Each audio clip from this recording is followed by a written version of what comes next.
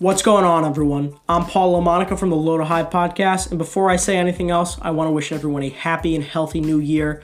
I know 2020 was very crazy, and I hope everyone's family and friends are safe going into 2021.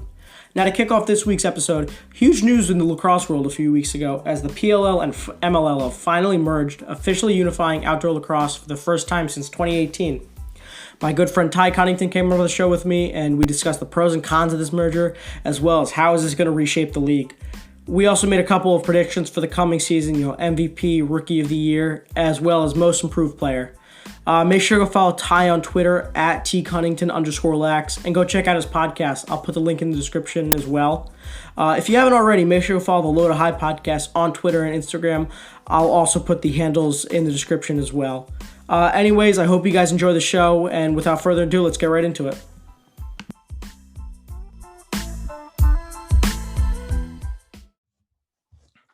A new era of pro lacrosse has begun with the PLL and the MLL finally merging earlier this week, finally ending the split between the outdoor pro lacrosse leagues. Ty Cunnington is joining me today to discuss this merger. Ty, what's going on, man?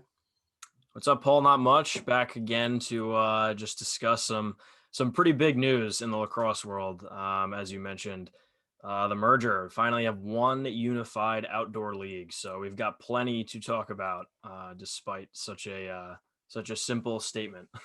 For sure. I think this messes up our earlier episode with the PLL mock draft that we did way back in way back in August. Yeah, you're we right. got a new, and also to mention is that there's only one team that is going to be joining the PLL, which is the formerly Boston Cannons, are now going to be the Cannons LC under the new brand. So this brings in a whole other discussion of another expansion team, ways this is going to affect the regular season gameplay, who's going to be coming into the league, and a whole lot more. So Ty, when did you actually find out about this? So it was probably Wednesday morning when I was still, I think it was like, well, it is Wednesday morning, if I'm remembering correctly, of that week. And I was with my girlfriend. We were just hanging out, finishing up the end of our quarantine. And I was just on Twitter and it just popped up. I saw somebody retweet the Sportico article and I was just like, whoa. I immediately texted my friend and he was like, oh my gosh, what are you talking about? So it was pretty much just as you'd imagine looking at social media that day. It was just everyone finding out one way or another. I texted my brother. He was like, whoa, like, holy crap. And, yeah, I pretty much just found out through Twitter. So I love it because you're just always seeing things when you refresh just by chance.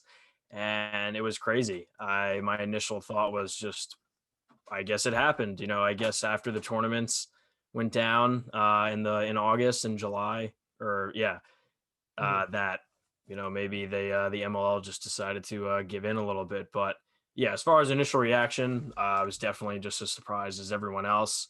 That it just came out of nowhere, no teasing or anything, just plopped in there.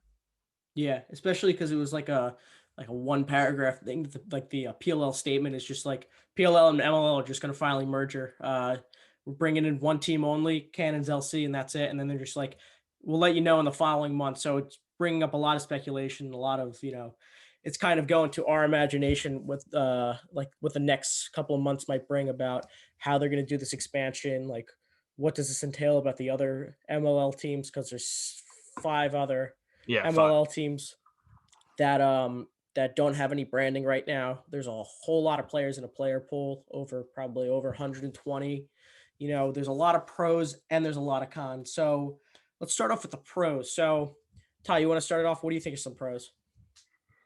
Well, the pros are obviously it's a step in the right direction towards a more professional looking sport. I mean, it's weird because like in every other game, many years ago, there was the NBA, the ABA, there was the NFL and the AFL, and eventually those leagues took the chance and they combined and made it one bigger, more sort of organized and more solidified rules, contracts, guidelines, all that stuff.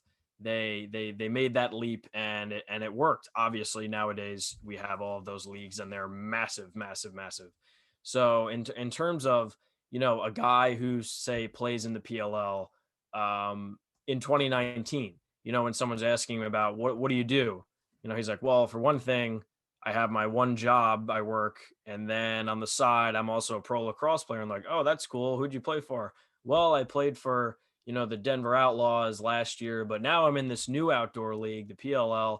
And in the winter I play for the San Diego Seals. It just makes it sound like, geez, what is lacrosse? Is this like my son's travel tournament? Like they're going all over the place to play in different teams. So it definitely changes just sort of the angle that now pro lacrosse really has this platform as one league under the PLL. There's already, now there's 8 teams. Presumably down the road there'll be more, but now you kind of have all the talent going to one place. There's no more debates. Best players are going to be there, and it's a very big step in terms of a pro sport league to go pretty much only forward at this point, as long as they don't screw anything else up. But Mhm. I think that's the biggest pro, is just having everything in one spot. You'll now be able to align, contracts up, merchandise, the fans. Now, the viewers, if you think about it, of the MLL games, you know, unless they were diehards and they only watched the MLL, because I even watched the MLL tournament when it was going on. I'm like, dude, duh, it's lacrosse. But, in any normal situation, there's kind of been this divide, and, the announcers or, figureheads of the, people like Kark and Quint and other guys, they obviously know the MLL has been around. They played in it. And now there's this new exciting league that's kind of been, trying to draw everybody in towards it. So it's kind of getting rid of all that uncertainty, all that split, the divide. All the fans will now watch. The numbers are probably going to go up, and people are going to, whether they like it or not, if they were really big fans of the MLL, are now going to have to get used to it. But I think most fans, most people agree, outside of the players, which we'll get to, think this is a fantastic idea. I am on that boat, and I think that's probably the biggest pro of it all.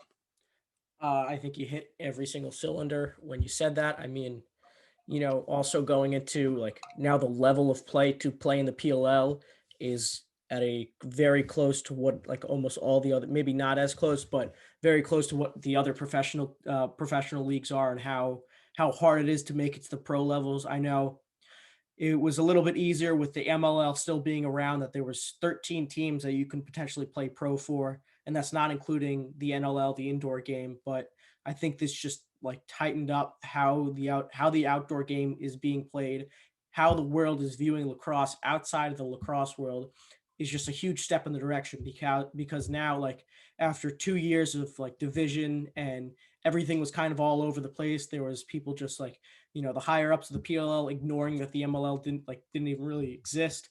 And the same thing goes for the MLL, that MLL players who probably some of them really wanted to play in the PLL, which I think was the better league during that time, because they had the TV deal, they had all these endorsements, they had all the players, like Yeah. it just had so much more exposure.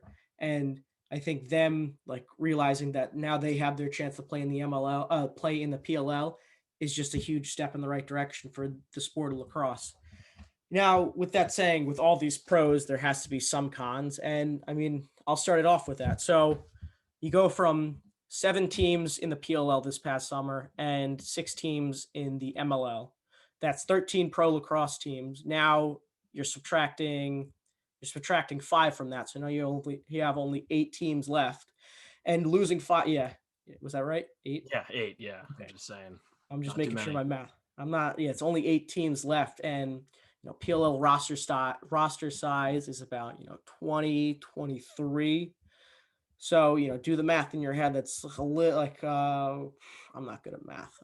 Probably like 140. Yeah, 140 professional players now existing in the league, instead of whatever 100 extra, 100 more than there actually were before this merger. So there's going to be a lot of people that won't be playing lacrosse in the coming years. There's going to be a lot of coaches that won't be coaching lacrosse at the professional level.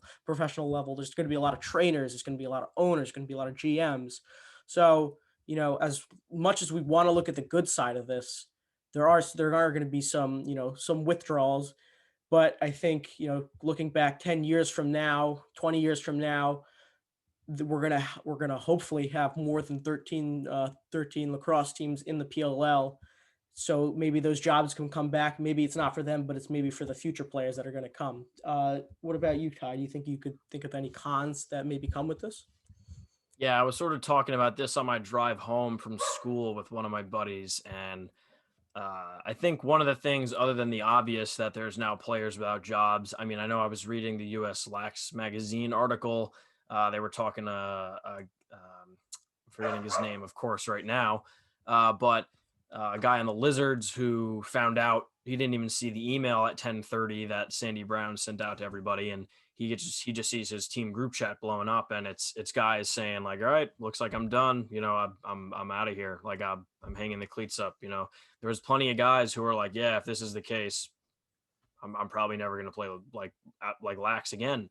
And that's a really harsh reality for a lot of guys. The biggest thing you run into now is in this entry draft and this expansion draft.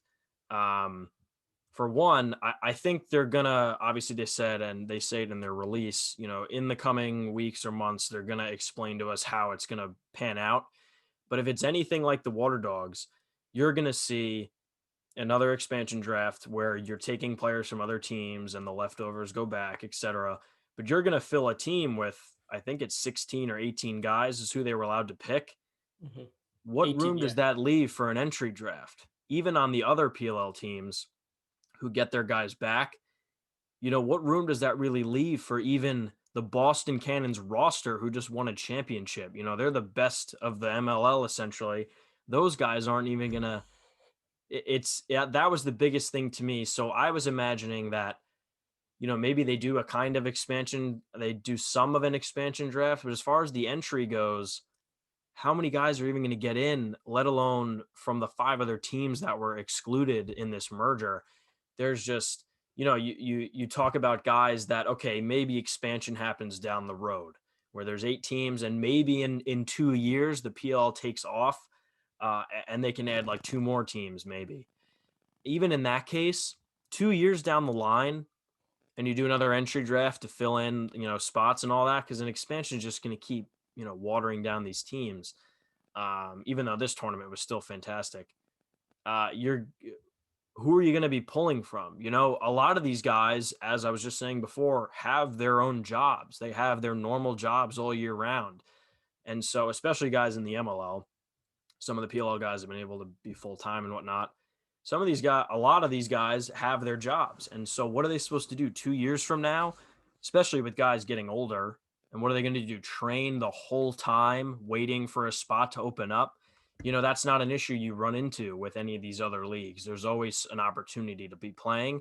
There's no real other option for a professional sort of league other than guys to play in the NL, which is really hard to do. So a thing that we were sort of talking about, and I think is a pretty big issue, is guys that even can come in with expansion down the road, if they're even in their 30s, late 20s, etc. What are you going to do? Are you going to keep training? You're going to eventually down the road tell your job, if you have the same one, again, that you need this time off and these different restructuring of your hours and your salary even to go play in this league now. So I think that's a really big issue for some of these guys that are like, all right, well, this is great, but I don't know if I can just hop back into this. Some guys have families. There's a lot of unforeseen issues with expansion over time going down the road. So on top of not many people being able to get in right now with how this entry draft, the college draft, I didn't even mention that. Between expanding, the college draft, and then entry, who's going to get in from the MLL? Forget the 5 teams that are completely just disbanded now. Even the guys on the Cannons, the best team, even the best players, say the top 10 players from the MLL, they're going to have trouble getting in. I think what you're going to see as a result is what you were kind of touching on earlier, is some of these older guys, some of these guys who are beyond their years that don't really need to be playing. They were kind of brought in because of their nameship. Those guys maybe head out. Those guys, maybe Paul says, okay, you know what? We're okay. We don't really need this. We've got other, talent coming in. Because I even remember from the end of the bench or the post game, sorry, that Ocello and Evan Malloy just started.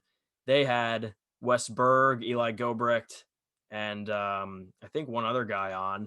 Justin Glaze, And I'm pretty sure, or Eddie Glazner. yeah. But at least the one episode I was listening to, Ocello and Wes Berg were like completely seriously like joking though that like, all right, I'm just like, I guess I'm out of here. Like it was fun, but Wes Berg will just go back to playing the NLL. But Ocello's kind of like, all right, it was fun. I like I do what I do on Twitter, like, but I'm fully expecting that I'm not going to return again, which was kind of tough, but Yeah. at the same time, I think you're going to see a lot of those like fringe guys that maybe are like excluded through the expansion, like just aren't even like kept unless the Cannons take them. So that's kind of even something I'm thinking of right now that maybe is the solution to that. But there's just so little space for an enormous amount of players. And if that was all over the place, I apologize. But No, those are you're good. kind of the really big issues that are unfortunate, but at some point it was going to have to happen. I can't imagine the MLL would have wanted to wait until there was more expansion and there were more teams available to do this, because they might have had to just fold, and that would have been a really bad look and a really depressing look, to then eventually be like the PLL is like, all right, we're snatching them up, everyone come on over. I think they wanted to. There was a mutual sort of feeling that they wanted to take in the MLL while it was still going, because there was like radio silence from their social media and all of that for like months, which kind of makes sense now.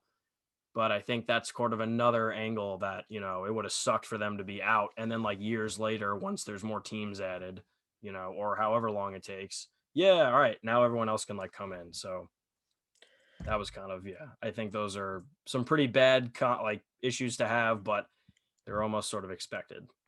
Yeah, I think, going back to, I forget what it was. It was like the player pool. So the player pool, like you're saying, is going to die out after a while because this player pool of these MLL guys, like I think they're going to get a reality check if they're not getting picked in these. Maybe if there's still a player pool next year, then I think they'll realize that it's over for them. So with you saying like that player pool is going to die, hopefully the college draft that comes in for the coming years is able to pick up some of that slack because there's still a whole lot of talent in the college game. So hopefully if that doesn't if that is like hopefully that's not being a factor of why like there's not enough players in the PLL. I think the college draft will help bring in some young guys like it does in every other professional, like the NFL, the NBA, the MLB. There's always new guys coming in. So I think there'll always be that still new wave of lacrosse players, but it's going to be players that aren't in their prime. It's going to be young guys. It's not going to be guys that have just came off like, a 60 point season like they did in the MLL. So I think I'm not so scared about that, but I'm just like worried that the PLL we got to realize PLL is still in their second. They just finished up their second season. One of them was a fanless tournament, so they probably lost a whole lot of money in there. They had to pick up that through sponsorships. So PLL is still a very young league. And,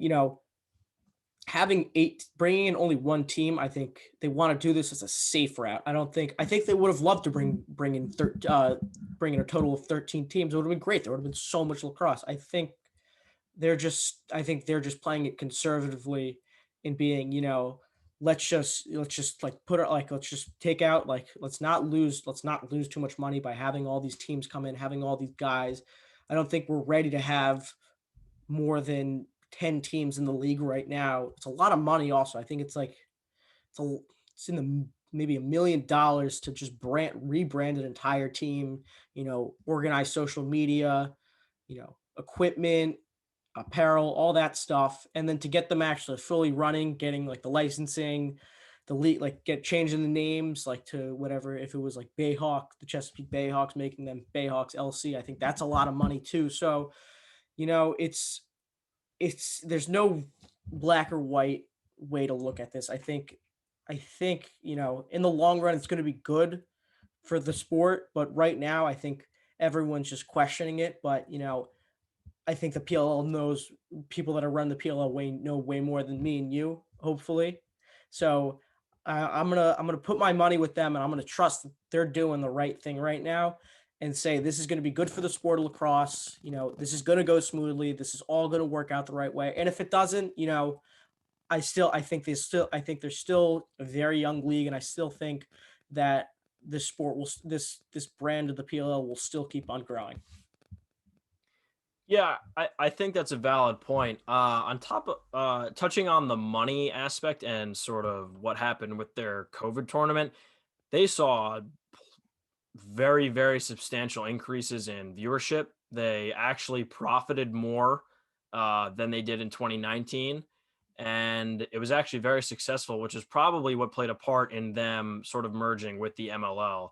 So I will counter that in terms of what you brought up just now, because I think what benefited them at least slightly was that I don't know what the financial state of the MLL was, but in merging with them, they're going to have this transition team that the PLL said that they're going to have in their announcement on their page. They're going to have this transition team. They're going to have personnel from both leagues now working in, and I'm assuming that manpower, that capital, is sort of what allowed them to add on the Boston Cannons. I'm assuming with how the PLL did that, I wouldn't be shocked entirely if before next season starts in May, or maybe delayed with however the vaccine shakes out, and then waiting until that's all set and then having players be totally good to compete. Whatever it is, I wouldn't be shocked to see another team maybe announced, because there's lots of time. We haven't really heard anything besides the top 50 from the PLL. In the meantime, as well as like merch and whatnot, there's still a lot of time for them to announce the logistics of maybe even another team. I doubt it, but I wouldn't be shocked, on top of the many issues that I just mentioned prior to this with players. Mm-hmm. Which, as a small tangent here, to touch on what I was saying before this, with the college draft, you got to think about teams addressing needs in the draft versus addressing them with the expansion or, say, the entry draft. So are guys like Alex Woodall, Max Adler, other face-off guys going to find a spot over teams who are drafting TD Ierlan or Gerard Arceri or any of those top name guys? I mean, sure, you could say what you have in those MLL guys, but I thought that was an interesting angle between attackman or whatever needs you want to fill. It's hard to pass up on a Michael Sowers, but then it's like, where does that roll for one of the, attackmen in the MLL to get in somewhere? So on top of being tight, that's another angle. I think that's an interesting one to think about. Circling back, I think as far as money, I think next year they could, if this season is full, whether they do some of it fanless or a mini tournament and then some of it a full or another half of a season, however they shake it out, I think that next year they'll be able to expand. I know that they're probably going to want to, for the sake of the league, if they can. I mean, they did it with the Water Dogs as soon as they were able to after one season.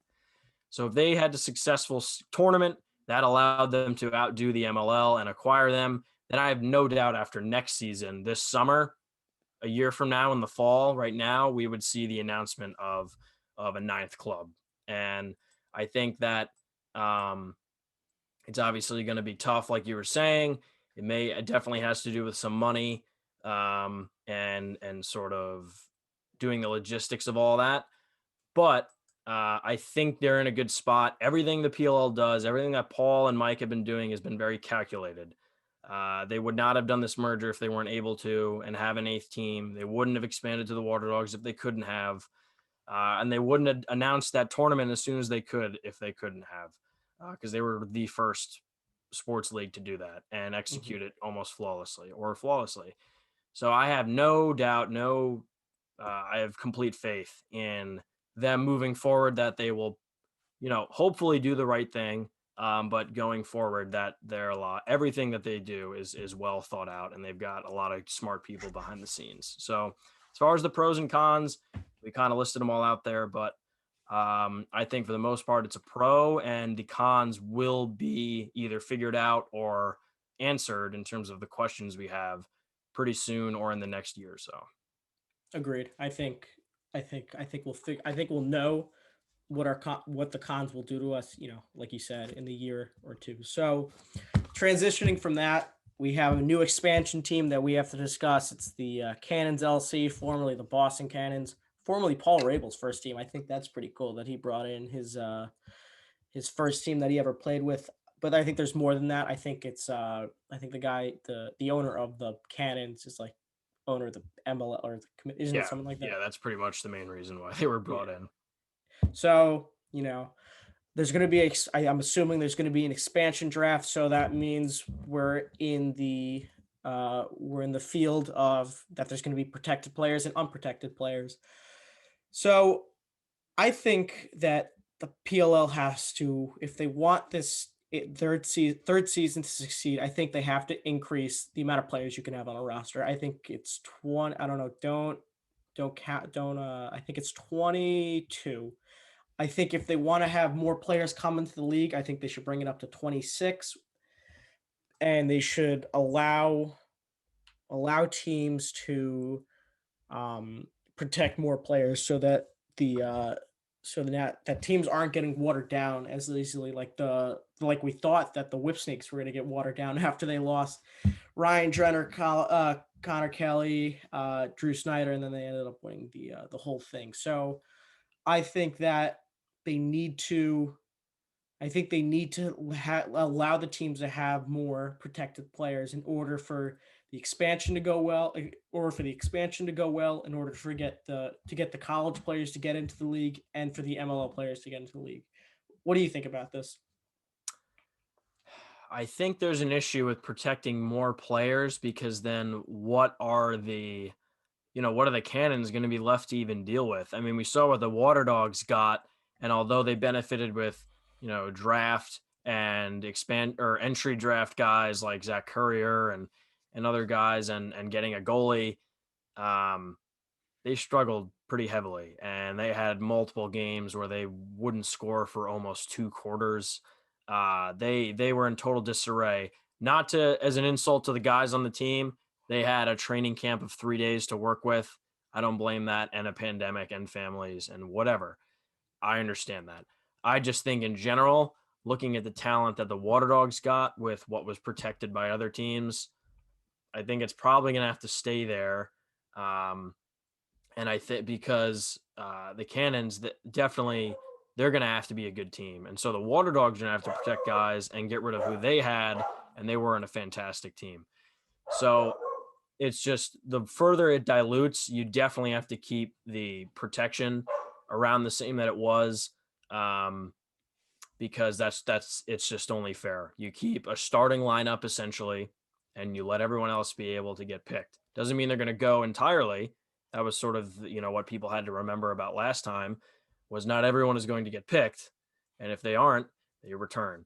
So I think that's at least the angle I'm looking at it from. I don't know if they'll be able to or they will allow guys to be protected more, because then that simply means that if guys return, unless there's a bunch picked from each team, which is probably going to be that limit of 4 guys again, um, then you're not going to really have room for the college guys to be tacked on to what's now a, almost, equally sized roster if you're protecting more guys and you can get back the ones that aren't picked. So it's a weird numbers game. I do agree that the rosters should just be expanded. I think people have to remember that for the tournament, it was smaller than usual. I think they were capped at 22, like at most.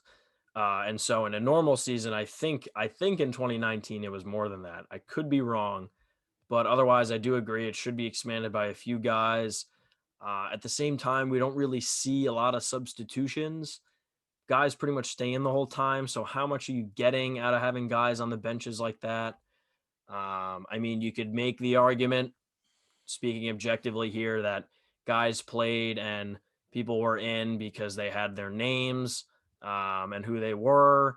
And I don't want to say anything's political, but it would be interesting to see if there was actual room on the depth chart to change with rookies coming in that are going to be really good, with MLL guys coming in.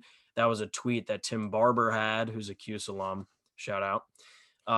Where he was sort of addressing, things weren't really political in the MLL, but when the split up happened, that's kind of something that we have players have sort of noticed. So hopefully that doesn't carry over, but we'll see. So that's players talk. That's not me sort of throwing that conspiracy out there. That's definitely a thing that players have noticed. So I think that's another angle that you're going to have to see with having these rosters expanded. and subsequently adding in these players from the MLL in college. That with it being super competitive, it's going to have to be that you put the best players out there. And to not get completely off track, I do think that there should be some expansion of the rosters, just a little bit.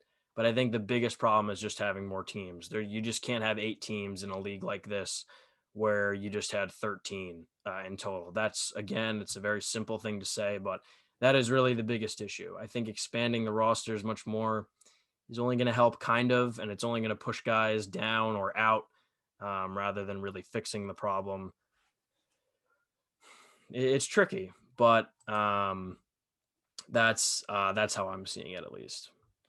Yeah, I think I gotta agree with you on that. It's just going to be curious about when they do this expansion roster, what teams are going to get impacted the most by it. I mean, I have a funny feeling it's going to be the Whip Snakes again. I think they want to keep their entire defense again. I think they want to keep their goalie. I think they want to keep Zed and Matt, and I think their midfield, like they did last year, is what got taken out the most with Kelly and Snyder. So I think we're gonna see Brad Smith and Jay Carlson on another team. I think another team that's going to get hit hard in the midfield, who also has a stacked midfield line, is the Archers. They have Joey Sang. They have like a very solid two lines at the midfield line. So you're going to see them. They're going to get hit. And a lot of other teams are going to get hit too. Like the Chaos. I think Connor Fields is going to go to the Cannons, and then a bunch of other guys too that I can't think off the top of my head. But they're going to see a lot of movement in the league happening, and then then you got to think about the whole player pool that's going to happen, all the guys that are going to come in from there, and then that's a whole other topic of discussion. You have Lyle Thompson, who's arguably the best player in lacrosse right now, maybe even all time, is going to be coming into the league with a bunch of stacked tackmen, and probably the next, and probably the I'd probably say the next best player of our generation, with Michael Sowers coming in as another ex-attackman.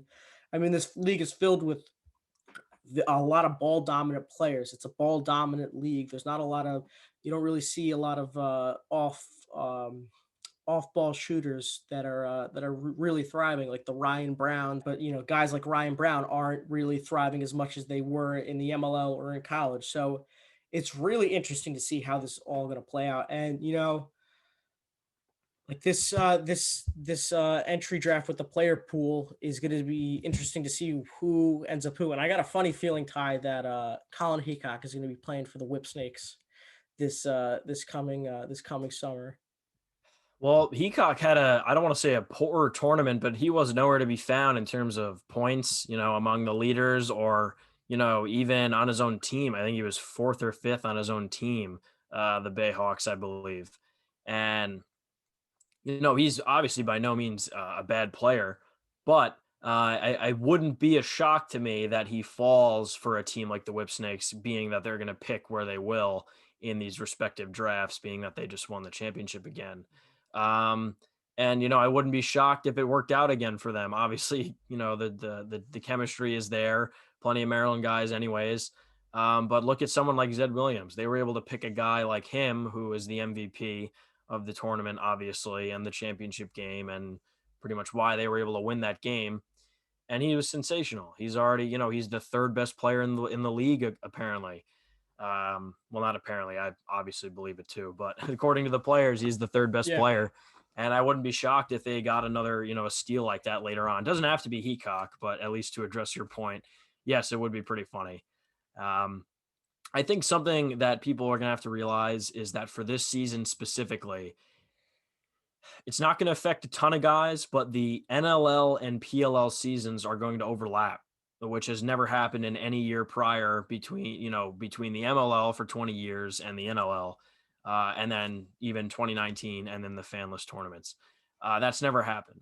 So you're going to have rosters shifted around based on guys. I would think the Chaos are going to be impacted pretty heavily, which is why I think they may keep someone like Connor Fields, because guys are simply not going to be able to balance both between the testing as well. You're going to see guys choose one over the other. I think it's very likely, I was talking about this the other day too, that you see Jeff Teat choose the NLL over the PLL season, and whatever team drafts him will have to wait a year. to get him. But I think for this season alone, that someone like Jeff Teat, I would not be surprised if he stuck with the NLL when he's drafted, probably first or second overall, instead of taking the PLL route. You're going to see guys, I would also probably assume, like Curtis Dixon, guy who's literally a living legend in the NLL. He has almost 800 career points. It's insane. Other guys coming over from the MLL who are also pretty prominent. Um, and obviously there's guys on like Dane Smith on the Chaos. Like I already mentioned, Connor Fields is also a really good NLL player. If he thinks he might get shafted and excluded in the PLL, maybe he's going to stick with the NLL this season. So I think that with a handful of guys, it's not going to be a ton because we only saw that crossover really happen in this tournament with the entry picks. You're going to see some guys choosing that route over the other, and then the structure of the roster just for this year is going to be weird. So I think a lot of people are going to have to expect some weird moves, some questionable roster organizations, what guys are chosen, given that they know guys are going to come back the next year when everything's okay and normal again. It's just such an odd circumstance. And we thought that was all going to be left behind in 2020, but this is probably the last thing we're going to see with pro lacrosse getting screwed up. Despite the merger just happening, those two overlapping is definitely not great. So that's another thing people are going to have to deal with, is that this year is just not going to be perfect. The season's definitely going to be weird. Maybe you see guys, depending on when they start. I just know that they overlap. I'm not exactly sure when exactly the NLL starts, but you could see guys that maybe once the playoffs, they get eliminated, maybe they hop in. That feels like that another sort of, unprofessional, sort of thing to have to deal with, in a league like the PLL, like, oh, this guy's just hopping in now, and now he's joining for the second half of the season, and now they're going to be great. That doesn't feel like that should be the case, especially contractually, because we have no idea how those work. We just know that players sign a deal with the league, like Blaze Reardon has a 4-year deal, or Miles Jones, or whoever. We saw that earlier in the summer, or quarantine. Whole lot of crap, but I think that's what people are going to have to deal with, and really keep in mind is that this season's just probably not going to be perfect in terms of that, and still going to be fun, still going to be fantastic product on the field. But I think that's another interesting angle for people to consider. So we've been discussing a lot of negatives and like what ifs, but what are you most excited for, or play? What are you who are you most excited for to see in the MLL, to see in the PLL that came from the MLL? I just think that although the leagues have only been existing for 2 years, it's just still the idea of those, MLL guys then being in this environment now, because I've obviously been a huge fan of the PLL. That's really why I started really getting involved on Twitter and with my own podcast and what have you. It's just so interesting and funny to think, not funny in like a bad way, but just comical to think of someone like Dan Bucaro being on, say the Chrome somehow, or being on, even the Water Dogs or the Atlas, or, a team that, needs him, because he's very likely to be, the second pick overall behind someone like Lyle Thompson. It's very, very likely. So for a team, however the order shakes out, Dan Bucaro, then you guys got like Ryan Lee, Andrew Q, the handful of defensive studs, because there aren't a ton. Most of them are in the PLL. Nick Manis is like the best defensive player in the MLL. And the very, very interesting, I think, above all positions are the goalies. You had guys like Sean Scannone, who was the goalie of the year before COVID, at the end of 2019. And I'm pretty sure he won the award in the tournament too. He did. Yeah, he did. He got back to back. He is so big. He's like so large, but he's just like Blaze, not to drop a fat joke on Blaze, but they're both big guys who are just so quick. It's unbelievable. He was fantastic to watch. Nick Morocco, hello. Many guys consider him to be the best in the league, although he didn't win the award. He is still one of the best, a consummate professional. And it brings in the question of like, he deserves to be playing, much like the other 5 teams of guys that aren't going to. But it's like, wow, a goalie that stands out that much deserves to be where he is. And I think excluding names like that, even if Brian Phipps, I'm forgetting his Yeah. first name, who's also a veteran, played amazing. A guy like that should at least be on a roster, whether they're a backup. None of those guys have to be starters, but I think they're better than some backups, in the PLL. But even a guy like Ryan Kelly from Brown, who was hurt this year, but plays behind Tim Troutner. Um, of course, I'm going to forget his name now. Behind Blaze Reardon. Dane Smith. No, the goalie. Wow, how am I forgetting this? Team Canada goalie. Oh, Um, he's like the best goalie in the NLL. Let me look this up quickly. yeah, I actually can't believe that I'm forgetting his name, but most of you listening should know who I'm talking about. Um, he sits behind Blaze Reardon, who obviously is ranked as high as he is among the players. He is one of the best players in the world. He deserves to be playing or starting before anyone else. As much as I love the guys from the MLL, I think they would even agree that he should be starting. Dylan Ward. Dylan Ward, Dylan thank Ward is you. his name.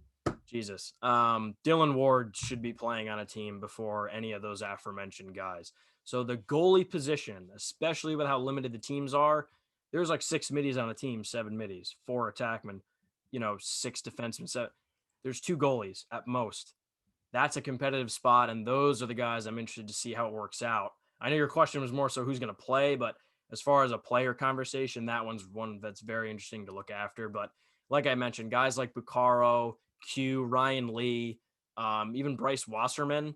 I think everyone was kind of like, who's this guy from Monmouth, like showing out in this tournament and getting the MVP.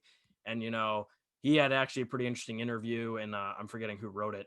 But talking to him, and he's sort of like, I'm just hoping I get the chance. I think I like proved myself pretty worthy, blah, blah, blah. And it's just weird, is he valid enough to be on a PLL roster? I think yes. I think we saw a lot of middies not play that stellar, or at least fill a role on their respective teams that, this guy's young, he's a few years out and he played really good, especially in the Yeah. championship game.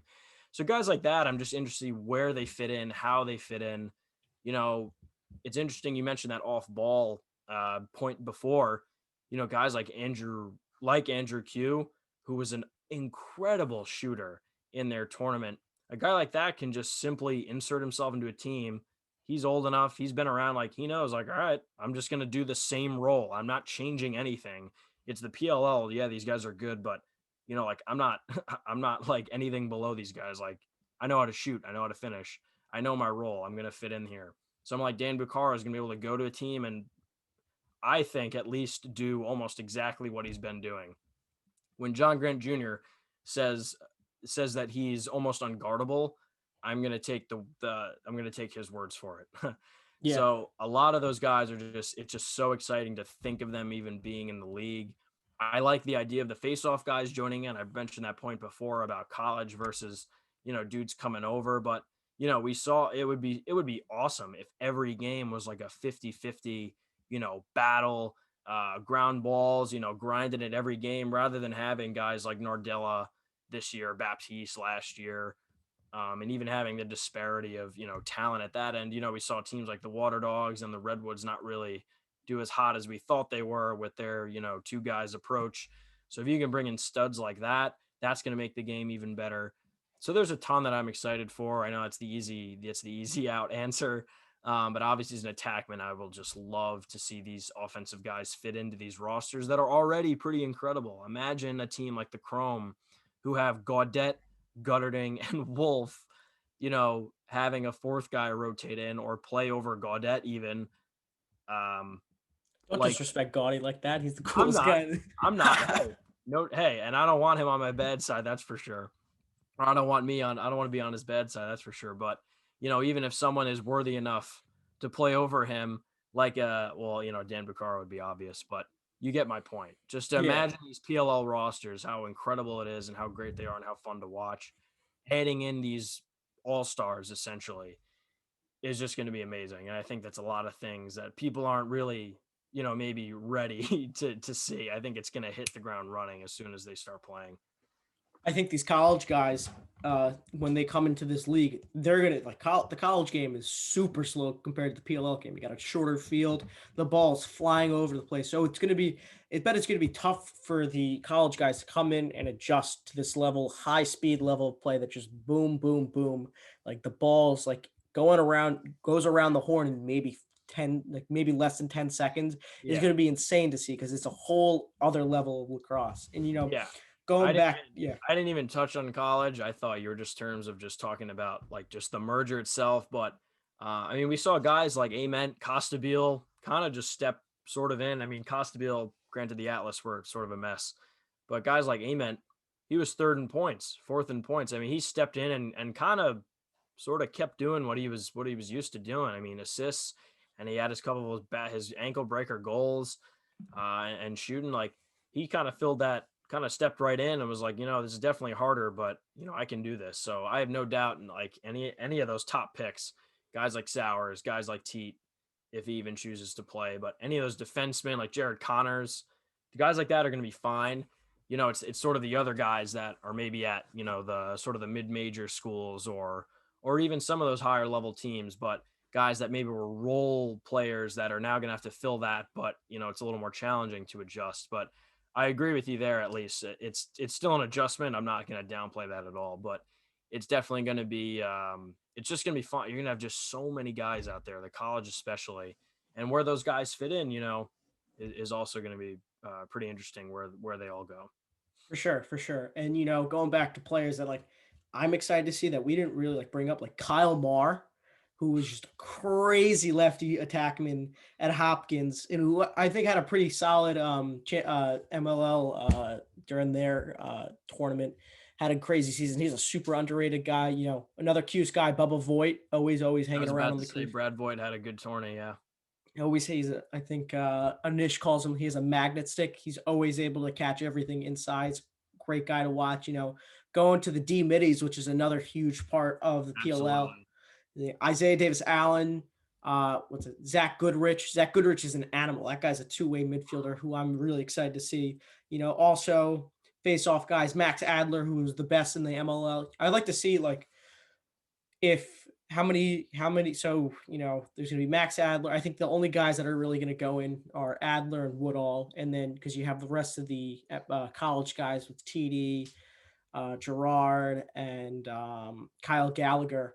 I'd like to see how teams would do, because you have to also see how deep the college draft is going to be this year, how many rounds it's going to be. Right. If even if the more dominant face-off guys like the Connor Farrell has a backup that is really solid, that can get you like a go 50% for you or more than 50% for you, or if Joe Nardella needs a break, you bring in a Bailey Savio who's scrappy and can get the ball and get you into a good transition offense. So I think one of the biggest things that's going to be changed is how the face-offs are being played. I think it's going to be way more strategic for the coaches to figure out when to put in their face-off guys depending on how tired they are, how they're doing during the game. So, there's so many more technicalities into how this game is going to be played that never really happened before. It's mind-boggling, and how like it's going to be so interesting for the years to come to see how lacrosse is going to translate and to be one of the sports that you can just discuss for hours upon hours upon hours upon hours, like we're doing right I now. know I already. Yep. I know I already do. So. I know, but like, and not like 100%, but just like for kids to like Oh go yeah. No. down and 100%. Yeah. sit Yeah. down at a lunch table and just go on like who's the best attackman in the league is just something that is very possible happening in the next 20 years. About judging by how fast this sport is growing, it's just going to be so awesome to watch. It's gonna be hard to ignore. Is basically Exactly. the point. Yeah, I definitely agree with you. I was mentioning, kind of the face-off debacle earlier, but I definitely like the point about the D mids. I think that's somewhat of a sparse position in the PLL. You kind of have some older, you have like guys like Mark McNeil or like Steve DiNapoli. Like you got some like older guys there where you bring in Goodrich, IDA, even like someone like Mark Ellis, other guys like that who are buzzing around. You get those guys spread around the teams. It's going to make those matchups where who doesn't have the pole, which is already hard enough between the guys you have like Sexton, Costabile, or not Costabile, excuse me. Apple. Well, Apple is like a normal poll. Who's on the Whip Snakes? What's his name? Joe. No, who are you talking about? What position are you talking about? The LSM on the Whip Snakes. Oh, Michael Earhart, the best. Mike The best. Earhart. Thank you. His brother, I think, he has somebody in the MLL. I was mixing. Anyway, I'm off. I'm 0 for 2 on big names right now. But Earhart, there's plenty of harassing LSMs, great LSMs, but then the shorties, if those are locked down, it's going to make those midfield matchups even better. Because I feel like we see a lot of attack play right now, but that's going to make those even more challenging and more fun to watch. So I like that point. Even a guy like Ryan Terefenko, who is the preseason midi of the year, and All-American. Peter Dearth from Cuse. Peter Dearth. Exactly. I don't want to say we'll see how Cuse shakes out. God knows, I'm praying, but guys like him, exactly. Those guys are gonna be coming in too, and they have a demand as well. Attack, defense, those are positions are going to be the hard ones to fill, but I think you'll see teams take those two-way guys because we saw a lot of that used in the tournament. We saw guys like Near getting in on offense, and he's always been able to do that. You saw Ty Warner went on offense. Ty Warner, yeah. I mean, even Steve DiNapoli was getting inverted and doing fine. Like it's definitely, even though I was just saying how he's like kind of old, but guys like TJ Comizio were used. And I'm forgetting who on the Christian Mazzone popped off. He shot like 6 of 10 and the whole thing, like coming in with these clutch goals, like just scrappy guys like that, always keeping their head up, but they can just do whatever. And I think those were a premium, as was defense. So I think those guys, especially as you brought up with the D mids, I think that's a fun position to look out for. That's only going to make it a bit better to watch. So I'm with you there. I'm taking my hot take right now. Going to say my prediction about what might happen this coming season for the Atlas. I'm saying it right now. Paul Rabel's going to be a team midi. I think it's what's best for his team. I'm telling you, because if you think about it, you got to think about it for a second. You got all these guys coming in. They're going to have the top 3 picks in both the in the player pool and in the college draft. They're probably going to get either Sowers or Lyle Thompson, and or if not, they're going to get another offensive-minded player. I think they already have a crazy midfield line with Brian Costabile, Romar Dennis, and what's his name? Joel Tinney, who's solid. Not the best, but he's a solid off-ball guy. I think Rabel would thrive way more like Kyle Harrison does. Kyle Harrison plays D midi. He's like, you don't see him run too many offensive reps, like trying to take stuff from the younger guys. I think Rabel's going to transition more into that role more than anyone else. That's hot for sure. Definitely. I can't, with him playing still, I don't think his ego is taking a back seat, at least this soon. I think he's definitely a viable guy to have out there. He doesn't really turn the ball over much. Yes, sir. He was not the greatest shooter, neither him or Busick. And we'll see what Busick even does, because he might be going to coach, honestly, full time at this point. And it's I don't know. I would also argue that they do have the names on offense and with the midfield, but they weren't too hot. I don't know. I think Romar Dennis had a couple points. Joel Tinney was definitely not what he was in 2019, and Busick and Rabel were definitely pretty pitiful. They've got to struggle. I think they scored the least or second least goals next to the Water Dogs. They've got a whole issue on their hands. They got to take Sowers, and I think with the entry they take probably one of the better midfielders, maybe somebody like Wasserman or one of those other guys. I don't have the list in front of me. That's for another day for predictions, but they Randy Stotts, they could fully take Randy Stotts. That's a name I didn't even mention before, but like that's a guy that needs to be playing, and that's the problem. Like that's the con of this all. It's like those guys need to be playing. It's just not fair for them not to. I will match you with a prediction of my own. I think that I'm not even going to say that a team is going to win over the Whips. I can't be confident to say that until they actually lose. I think Lyle Thompson ends up being the MVP. Okay. Okay. Wow. You got a Wow. full season.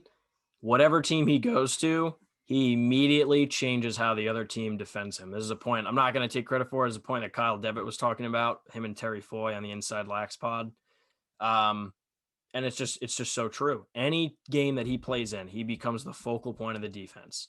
You have, I'm sure the Giants and Ravens, the Ravens had their game plan versus the Giants offense, and that was going to be it. That it's not going to be the same for a team going in there. They go against the Whipsnakes defense. I don't care how good they are. They're immediately focused on Lyle Thompson. I think if he goes to the Cannons, especially with the talent that they might get due to the expansion draft, he has a very, very good possibility to be the MVP again, or to be an MVP on that team, or whatever team he goes to. If he joins already a PLL roster, he has that chance, and he always is. It's just like LeBron. You can't count out a Lyle Thompson to be an MVP. So maybe a safe pick, questionable, hot, whatever you want to call it, but that's a prediction of mine for now. I think that's the best. I think it was better take than mine. I think that was a more logical take, but these are why they're hot takes. So to When you're wrap up right, the, who knows? yeah, We'll have to look back at this, and I'll keep we my might be hand. way off on our college draft. So I wouldn't be surprised if we're way off on this one too. So only time will tell. But to wrap this up, I'll give us one more prediction. I'll do one more prediction, and then we'll finish it up. So can I say rookie of the year? Okay, that's a good one. Rookie of the year. Well, I'll do mine and then I'll ask for yours. So rookie of the year, I'm gonna go. Do you count MLL guys as rookies? Probably No, not, but you know what I no, mean? Like, yeah. I'm gonna go college guy. So I'm gonna say rookie of the year. I'm gonna say a midfielder. I think midfielder, because midfielder, I think it's an attack dominant off. I think it's attack dominant league. I think midfielders are the people that need to shine. Did Amen get rookie of the year? Did they even do that award? I don't think they did a rookie of the year. It was like 6 games, It probably would have been him, but yeah. Say midfielder. I may be biased on this pick because I did interview him, but I'm going to say Jamie Tripoli is rookie of the year. I love me some Jamie Tremboli, man. Although he's from Victor, still love him. That's a fair point. I think it's basically, I think Sowers is, that's funny to say. Sowers is award to lose, considering he's more than likely going to go to the Atlas unless they just somehow think there's a better idea than taking him. But he ends up there, especially with how Pinnell was playing. I think they're going to give him the keys, and it's going to be hard for him to lose it. But I think there could be a tight race. That's fair. I think that's fair to your point. There's definitely a ton at every position, so Sowers might have it locked in terms of attackmen. So, that's a fair argument to make. I'm going to go with, and I'll ask you reverse. So I'll give my prediction. I'm going to say it's Sowers for rookie of the year. As far as award, I'm going to go with a most improved player. That's not one that they give out, but they do it in most other leagues, or they at least do it in the NBA. I'm going to go with most improved player. Is going to be, well, if he gets put on a new team, barring that happening, I might say Connor Fields. But because you could see him going to the Cannons, and then they get Lyle, and it's an Albany reunion. Maybe he resorts back to his shooting stroke that he had when they played. I think he had like 60, 70 goals. It was ridiculous. So that's a possibility. But if he isn't, if he's kept on the team somehow or he doesn't go there, my only other candidate would be most improved. I'm going to say, it's funny I suggested it, but I'm kind of just thinking about it after I said it. The most improved player, we'll say, who's a guy that did like solid, but will be even better. We'll say a close defender. We'll say, well, I would say Jack Rowlett could have been that this year. But Sure. you know what? I'll stick with Connor Fields. I'm taking too long. Okay. I'll stick with Connor Fields. I think he after that slap in the face, essentially, like, hey, we went to the championship without you. He's gonna reevaluate and come back. And whatever team he ends up on, if they don't keep him, I think he'll have something to prove. I'm also going to go with the Chaos player, but he's not going to be on the Chaos. I'm going to say Dylan Ward. I'm going to say Dylan Ward is I going to thought be about that, but I was like, is it even improved because he Okay, that's they fair. already That's know. actually that's fair. But So that's valid though.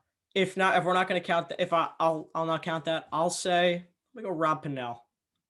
I think I Rob also thought Pinnell. about Rob, but I was not convinced from what I saw on that he would maybe, especially with who the Atlas maybe pick. I was like, I had second guesses about that, but that's fair enough. I hope Or Ryan Brown. There could be Ryan Brown too. Could be another most improved player.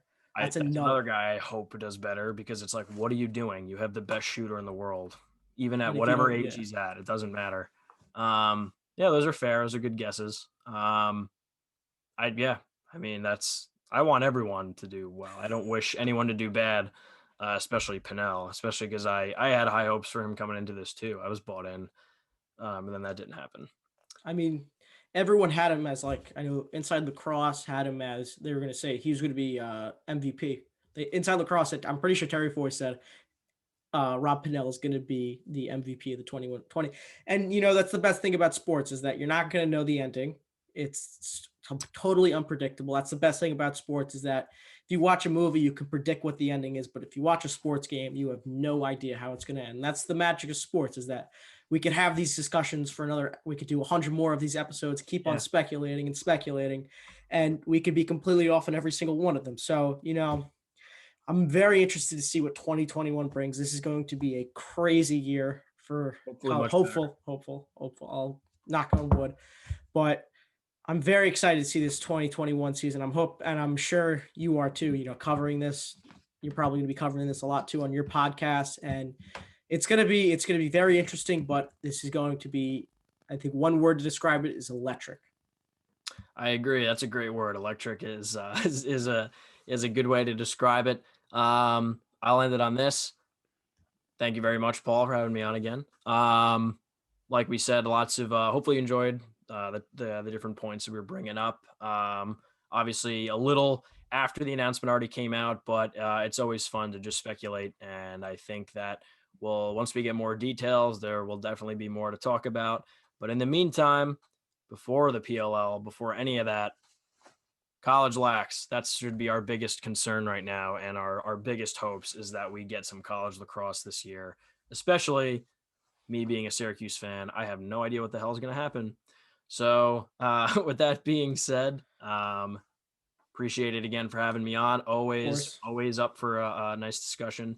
And I hope you have a great rest of your break. Thank you, Ty. I'm looking forward to, maybe we'll do a mid-season report middle of summer next year. Hopefully we got some of our points right. Maybe we're completely off.